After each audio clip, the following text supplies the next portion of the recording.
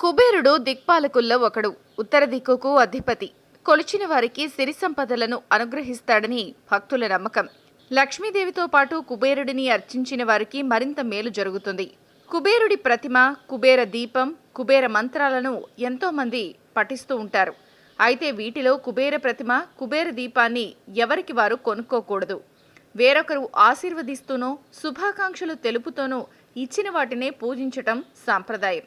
ఇక ధన త్రయోదశి నాడు కుబేర పూజలు ఎక్కువగా జరుగుతాయి. కుబేరుడికి నరుడే వాహనం. గొర్రె పొట్టేరు కూడా వాహనంగా కనిపిస్తూ ఉంటుంది.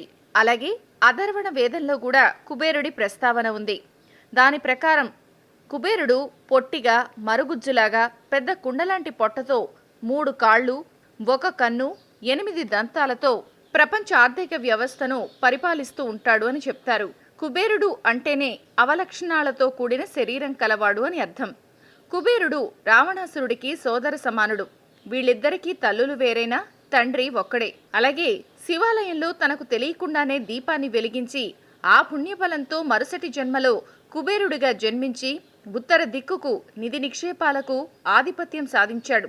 అప్పటిదాకా రాక్షసుల ఆధీనంలో ఉండి అసురులు పాతాళానికి వెళ్లిపోయాక ఖాళీగా ఉన్న లంకా నగరాన్ని, పుష్పక విమానాన్ని బహుమానంగా పొందాడు. ఆ తర్వాత రావణాసురుడి చర్యతో కుబేరుణ్ణి లంక నుంచి వెళ్లగొట్టి వాటిని సొంతం చేసుకున్నాడు. ఏం చేయాలో తోచక కుబేరుడు శివుడిని ఆశ్రయించినప్పుడు కుబేరుణ్ణి అనుగ్రహించిన శివుడు ప్రత్యామ్నాయంగా అలకాపురిని ఇచ్చి ఎలుకోమన్నాడు. కుబేరుడి భార్య చిత్రరేఖ. ఈమెకే భద్ర అనే పేరు ఉంది.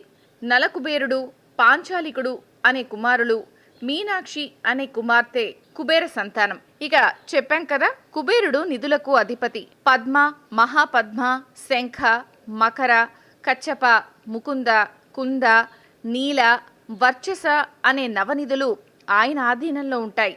సాధారణంగా ఇంట్లోని పూజ గదిలో ఒక పీట మీద పసుపు లేదా ఎర్రని వస్త్రాన్ని పరిచి దాని మీద కలశాన్ని ఉంచుతారు.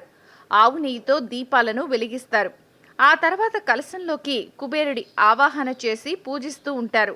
కుబేర మంత్ర పూజ విఘ్నాలను తొలగిస్తుంది అని కూడా నమ్ముతారు. నైవేద్యంగా మాత్రం ధాన్యం, బెల్లం సమర్పించాలి. ప్రాచీన రహస్యాలు, ఆచార వ్యవహారాలు, శాస్త్రీయ విశ్లేషణల సమాహారం మీ తాళపత్రం. మరిన్ని వీడియోస్ కోసం సబ్స్క్రైబ్ చేసుకోండి. ధన్యవాదములు.